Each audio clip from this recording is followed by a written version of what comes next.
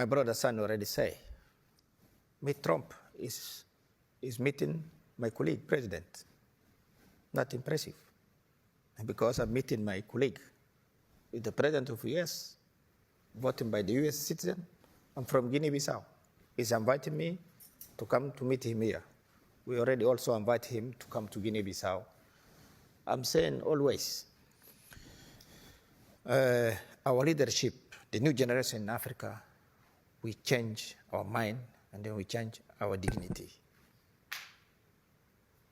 And it's why when they are coming to us, it's like when I am in Namibia, it's the same for me. I'm feeling the same when I am in Senegal.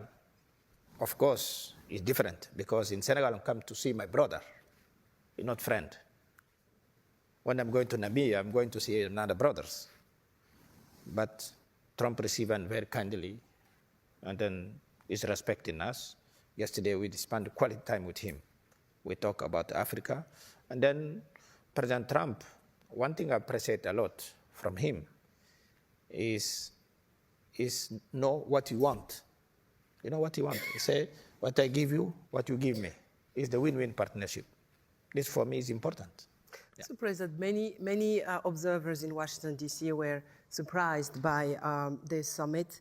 How did this happen? People say that you met at the Vatican and you brought up that idea of having these 5 presidents at the White House yesterday. Well, I met President Trump in Paris, not in Vatican. Oh. I was in my state visit in Paris last year in December, and he was there also on the Cathedral of Paris. Of course, we talk about Africa. I'm saying, it's not the first time he was inviting me when I was Prime Minister to visit him. I was here in my capacity of Prime Minister of Guinea-Bissau. But we change about Africa, of course. Yeah. Tell him, some people ask us what Africa doing with behind of China. I'm saying we're not behind China. China, we are together. The China. They're asking us, we need water, take water. Now, but here, when do we say the water? Sometime, I am here, I'm already in the power 5 years. Right. And when we are talking about project with US and our friend from Western people, the delay is too long. And the Chinese, one thing you are according today, tomorrow they already in your gate to say we're here. How are we going to leave the Chinese? I see. Your country, Guinea-Bissau, is not, correct me if I'm wrong, targeted by the travel ban or the tariff increase, right? What does it mean? You have a special relationship with President Trump? Or? No, because in 2023 we was sanctioned U.S. I took degree to sanction U.S. because they was sanctioning us. Okay. About the wrong issue. You retaliated? Of course. Not retaliated. We saying they sanction us, we're going to sanction them. Okay. But after that, the former president sent the special envoy to Guinea-Bissau. We resolved this crisis because it was the mistake. They say it was the mistake. And then we continue to be good friends because Linda Thompson, who was the Undersecretary of State of African issue, he was in the UN ambassadors. He come to Guinea-Bissau. They apologize to say this is the mistake. We say, okay, we can continue to have good relationship. So it was a reset and you have been able to reconnect? Absolutely. Okay. We reconnect. And then with President Trump, I think we are following the same level of the relation with Guinea-Bissau. But this issue to say Guinea-Bissau, they don't tax, we don't have a lot of commercial trade issue with the U.S. Okay. I think is that. Okay. What about these 5 countries? How have they been selected? Senegal, Guinea-Bissau, of course, Liberia, Mauritania. We are the neighbors also. Once you are crossing the Atlantic Ocean, you are already in Senegal, Guinea-Bissau, and Mauritania. So it's because you are all coastal countries. Exactly. That's what you have in common. About the tariff, I plan to ask you a question about how the tariff increase would hit economically the African countries. But at the White House, in the press conference yesterday, I was surprised of Donald Trump's answer to a journalist question. The journalist question was, do you expect any of the countries here to face tariffs as well? And President Trump answered, I hadn't thought of it, but maybe, I don't think so. These are friends of mine now. So should we understand there is a tariff exemption now for Africans? Well, this is a good question. I believe the President Trump know what he wants and what to do. Today in Africa, I think most the countries, we have more relation, the trade relation, commercial relation with China, not with the US. Is why it don't gonna have impact like in Europe or in Asia. Because if you see example in West Africa, a lot of country, they brought a lot of things from China, not from here. Then why they don't going to be necessarily to impose this kind of tax for us, to us. Yeah. So you mentioned China a few times. Do you think the spectacular decision of Chinese a few days ago to remove all the tariffs with African countries explain that the president hosted this summit with you this week? No, there's no link. No link. This did not have any link.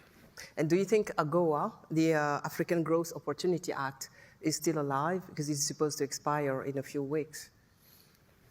This is the American to judge that. Yeah. Okay. So this is the American to judge the AGOA. In the Congress, yes, Yeah. You're right. About the topics of discussion, there's many topics of conversation yesterday. What are the most significant outcomes, according to you, of this summit? What would you think, has been the most important in this meeting? Well, this is the first contact Trump have with some African leaders. But all of us were talking about our own country because we don't have mandate to talking about Africa. No, we don't come here to talking about Africa. Nobody have mandate to talk about Africa. I talk about Guinea-Bissau, all of others, they're talking about Guinea-Bissau. We didn't mention nothing from Africa. Yeah. If it was that, we're going to bring President Lorenzo. He is the chair, and then the chair of African Commission. Yeah. But here, we are here only to talk about our country. And maybe the African Union will be represented in September in New York with the U.S.-Africa Summit. Sure. Has the U.S. government confirmed that the U.S.-Africa Summit will take place in New York in September? We didn't talk about that. We didn't talk about we didn't talk about that because we told Trump we don't have mandate to talk about Africa. Yeah. I understand. So the BRICS, they also convene these days in Brazil, in Rio. Brazil, yeah.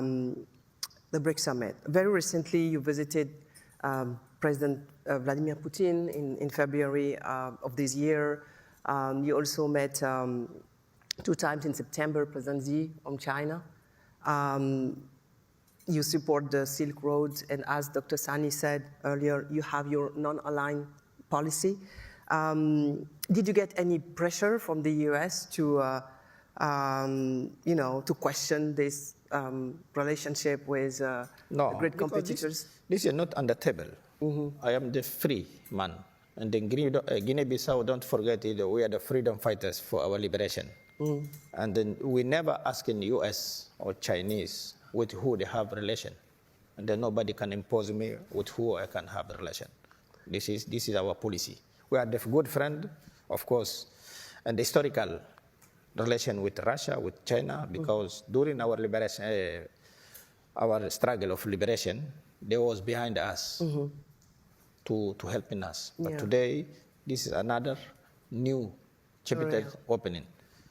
But we still have very good relation, and then the same relation with U.S., China, Russia, Ukraine, and then Portugal, France. Yeah. And recently, your Navy made some exercises in common with the U.S. Navy, right? Yeah. And in Guinea-Bissau.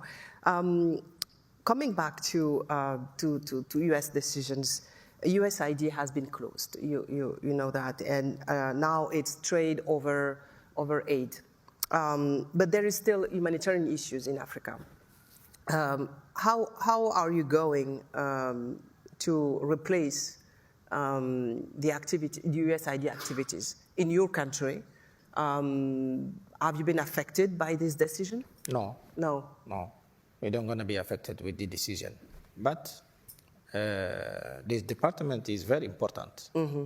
But you know our policy in Guinea-Bissau, my own policy, a lot of think about the decision of one country. We don't make comment about that. This is the decision, the sovereignty decision of Donald Trump. This is not matter us to judge if they close something. We close reopening the USA Day. This is their own policy. Yeah, we can't make judgment for that. Yeah. About sovereign decisions, is there a plan to have a U.S. embassy in Guinea-Bissau? Soon. Because Denise Kirkpatrick was the representative of the U.S., but she was located in Senegal. Yeah. She was forced to be which is a privilege between us to be located in Senegal, but maybe, who knows, is this a plan in your plans? Yeah, it is in our plan. You know, we close, the first is us closing the embassy here in Washington. But we make now the new agreement to reopen. We already opened the embassy, I think, 6 months ago. Yeah, 6 months ago. Mrs. Cabral is our new ambassador here. And then they're going back. Yesterday we talked about that. They give their commitment. They're going to come back.